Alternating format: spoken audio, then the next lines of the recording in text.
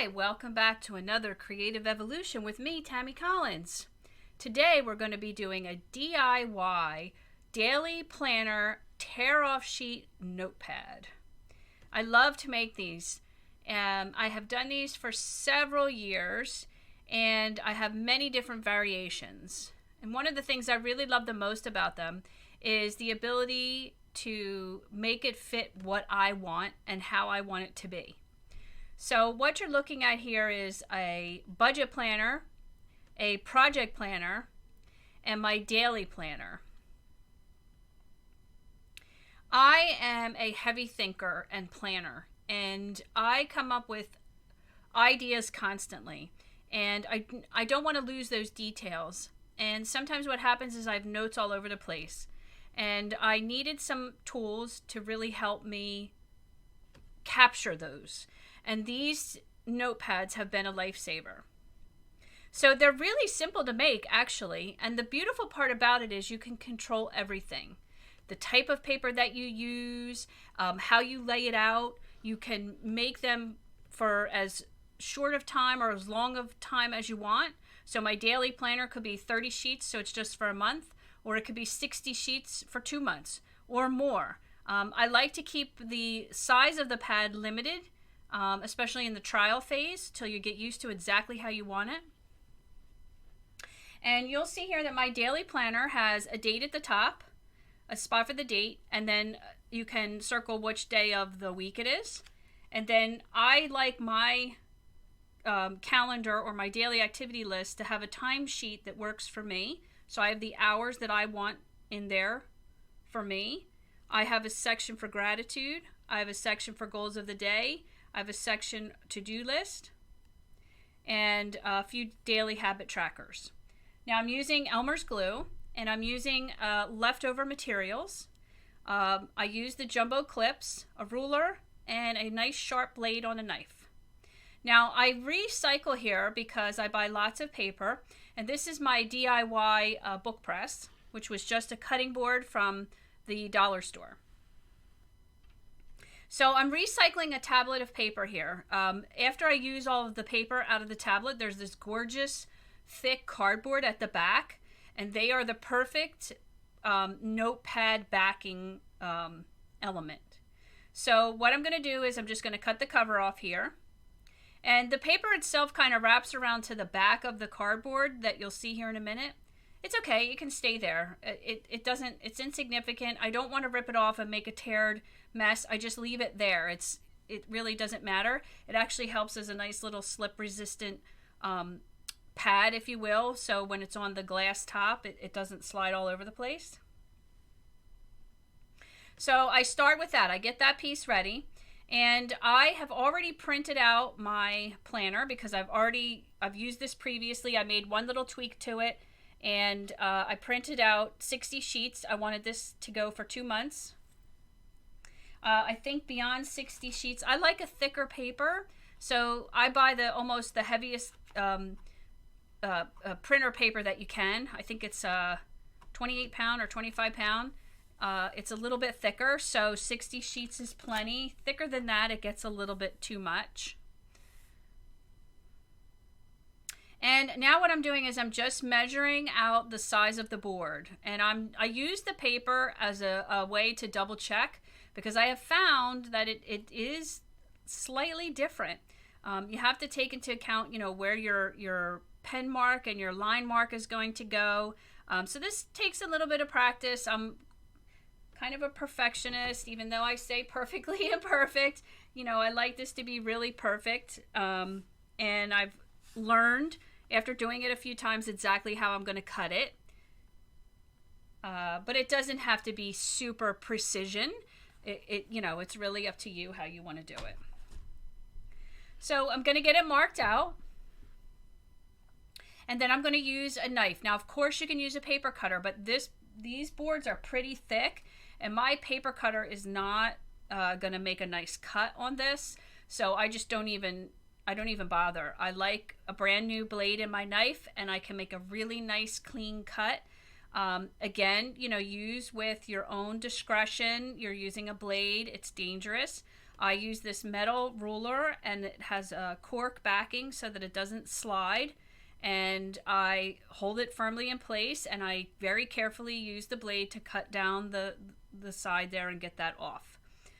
You know, use at your own discretion. I can't be responsible for you and how you use your utility tools. But I just find that using the blade makes it just a beautiful cut. Now, if you have a really good paper cutter or something that can cut through this thick, this is really thick cardboard. And so likewise, now I'm going to get the horizontal line in place, and then we'll get it cut clean. I just find that this is such a useful tool. I think it saves an exorbitant amount of money, but more importantly, it can be very personalized, and that's really the key for me.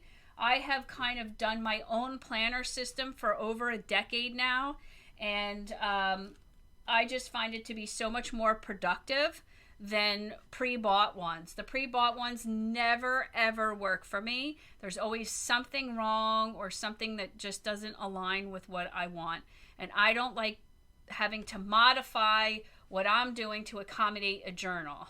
I know that seems like a silly thing, but it's super important to me. And I also feel like we grow and we change, you know. I have incorporated into my daily planner, you know, a habit tracker for walking and exercise and water, and a gratitude section, because these are things that are important to me in my day and that I need to do daily. I also like to separate out, you know, the to-do and the goals of the day. We have a tendency to make a very long to-do list, which really is not very productive. So I have what I want to accomplish for the day, and then the to-do tasks, because sometimes the to-do tasks are important, but not necessarily one of our goals for the day. And this helps me kind of balance between what has to get done and what I want to get done. And I also have incorporated my daily priorities by time. So I start at 6 a.m. and I go till 8 p.m. And I do a little bit of blocking off there so that I have my creative blocks for the times that I need to do creative things, and times that I need to go deal with food or prep food for dinner or whatever those other things may be. I typically have a lot of client work that I'm doing, so I need specific time blocks during my day, and this is how I manage that. It also does a really good job of keeping me focused on, you know, progressing through the day. Obviously, things can get us off track and really throw our schedules off, but at least if you've got a list here, you know, if you get to the end of the day and you realize you didn't get 3 of the goals done, you can just move it over to the next day and work on it the next time. So I have to admit that using this blade and a ruler takes a little bit of practice. It may not be a bad idea for you to take some cardboard that's relatively the same thickness and just sort of practice your cutting style and how it works for you.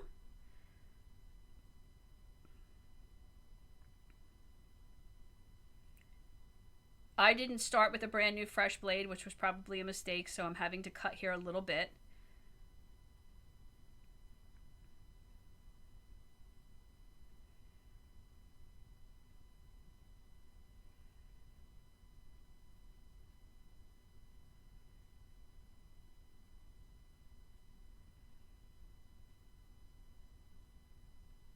So essentially, you're just going to make your own to-do sheet, really. You know, you can use a lot of different programs to create this.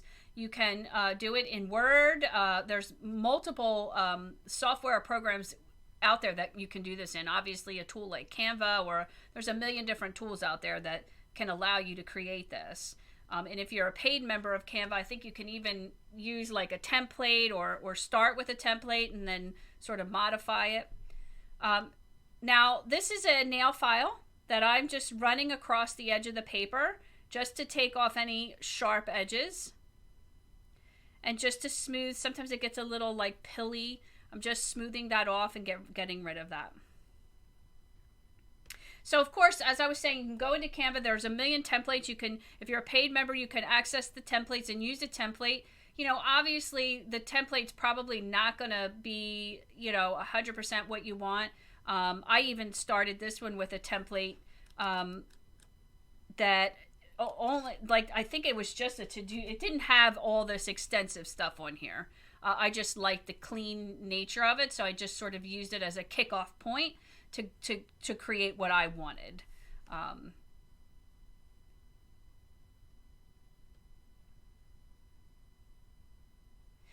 If you're interested in having the one that I use here, I'm happy to give you that PDF. Just let me know in the comments that you would like to have the PDF. And go over to the description and fill out your creativity matters, and I'll send you a copy. But you got to make sure you tell me in the comments that you want it, or I won't know what I'm sending you, because I give a lot of different freebies away. So comment in the comments that you would like the PDF of this particular daily planner sheet, and fill out your creativity matters, and I'll shoot it off to you. If you're coming back, thanks for returning. If you're new here, welcome. This is my journey back to creativity. I am just sharing that in the hopes of inspiring you to be creative. This particular series is, about organization and the evolution of your creative journey. Creativity looks different to everyone. Everyone is creative. It just comes out in different ways and different forms, and you just may not recognize that. What I'm doing here and just making this tear off notepad is a way of using creativity. It's a way to organize yourself, and it's just an evolution of creativity.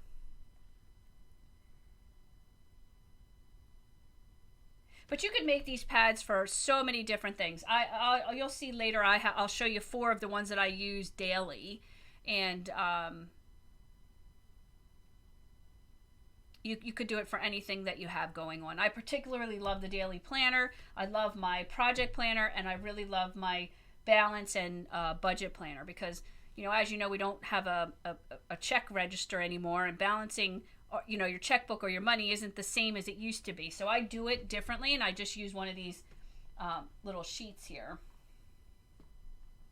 And I just balance it, on this little sheet, so I can keep track of what's going on. So right now what I'm doing is I'm getting it nice and squared up. I want it to be nice and smooth and in position. And I just use the binder clip to hold it all in place while I get my press ready.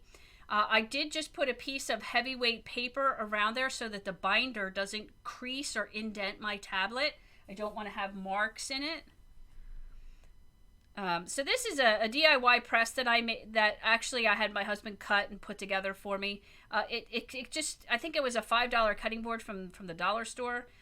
It's a bamboo piece. I just cut it in half and then put the holes in there to put the bolts and the washers and the nuts in there. Just the idea is I need the paper pressed firmly while the glue is just put on and dries. And so now I'm just sort of fidgeting with it, getting it close to the edge so that it presses down nicely. The beauty of this DIY press is that because it's a cutting board and I cut it in half, the side that's there at the top of the paper is a sharp edge. So that could leave an indentation, but because it's up by the edge there, it won't matter. But the other side of the cutting board, you see there, it's rounded. And so it's less likely to create an indentation in my pad.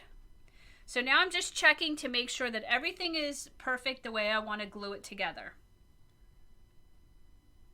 I'm just tightening it up one more time. So the idea here is that you need equal pressure across the top so that when you apply the glue on there, it doesn't have gaps, it doesn't buckle, and it stays nice and firm and in place while it dries.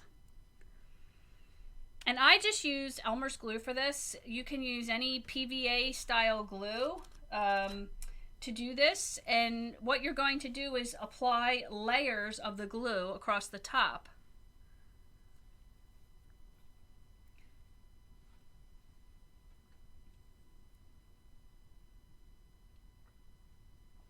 Excuse me, I almost choked. Pardon me. So you're just going to take the Elmer's glue, and I use a little paintbrush, And I just put a little glue across the top. And you don't want to put too much. You know, this is the kind of thing you're going to do a thin layer, a thin layer, a thin layer, a thin layer. You're going to do it multiple times. So how I kind of do this is I do the first layer pretty thin because I want to make sure the whole entire thing is covered with a thin layer. And then I'll repeat that process a few times with a thin layer. And then I'll get a little bit thicker.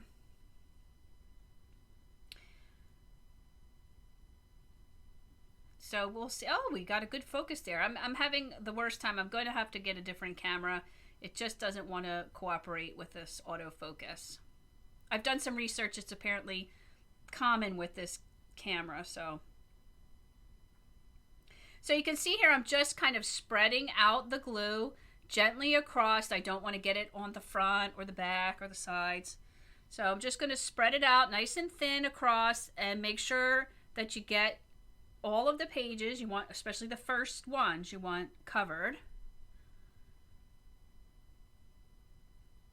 And then I'll just set it aside and let it dry. I have a fan set up. I put the fan on it. I let it dry for a little bit, and then I come back and I put another layer on, and then I let that dry. And I keep doing that until I feel satisfied with it. You know, it's 8 or 9, maybe 10 times. It just depends on how many times you want to till you get satisfied with it. Now, in this particular application, the cardboard backing is like 1/32 of a hair longer than the paper, which is perfectly fine. That's actually okay. And so as I apply my layers, I will get it a little bit thicker towards the back, if that makes sense. It creates this ever so slight groove between the pages and the cardboard. You can almost see it there. And so what I'll do is when I get into my last 1 or 2 layers, I will apply the glue farther to the back and sort of fill that in.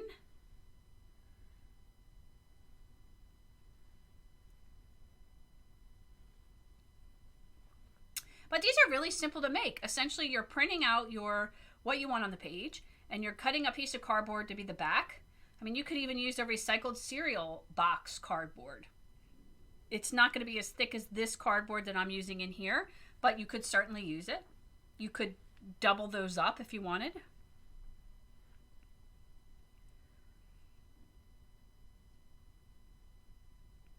And so there, you can see it's dried. And I'm going to put another layer on there. And I'm going to do this, you know, it varies. But, it's a good 7, 8, 9, maybe 10 times. It just depends. I didn't count how many times I did it. You know, you'll get a feel for knowing exactly how many you want on there.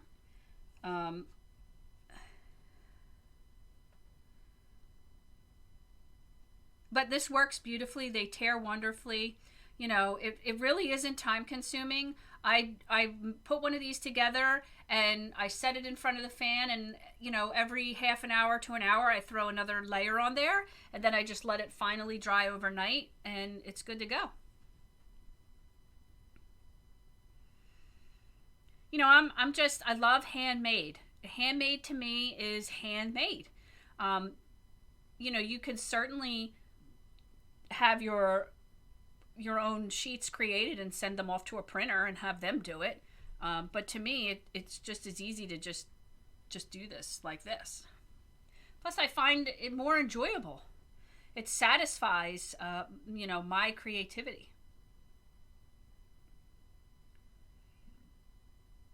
Being creative isn't always about making something that fits into the category of art. And that's something that I think people overlook. You might be a fantastic cook. That's using your creativity. You might be a great organizer. That's using your creativity. You might be a great people person, and you might love going to events and connecting, making introductions. That's a way of using your creativity.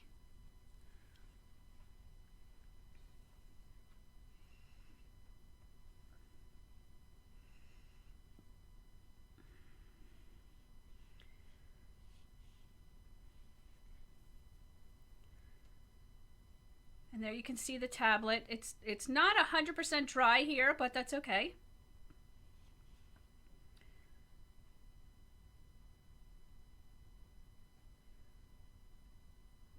We're gonna come back to it the next day. I'll show you again the next day in better light what it looks like. But I hope you're enjoying the channel. Be sure to like this video, make a comment. You know, those things help other people find my stuff, right? It helps the like-minded people find the things they're interested in. So when you like or comment on a video, it's helping me, but it's also helping the other people that we don't even know that are interested in this as well. So here's a better look, close up.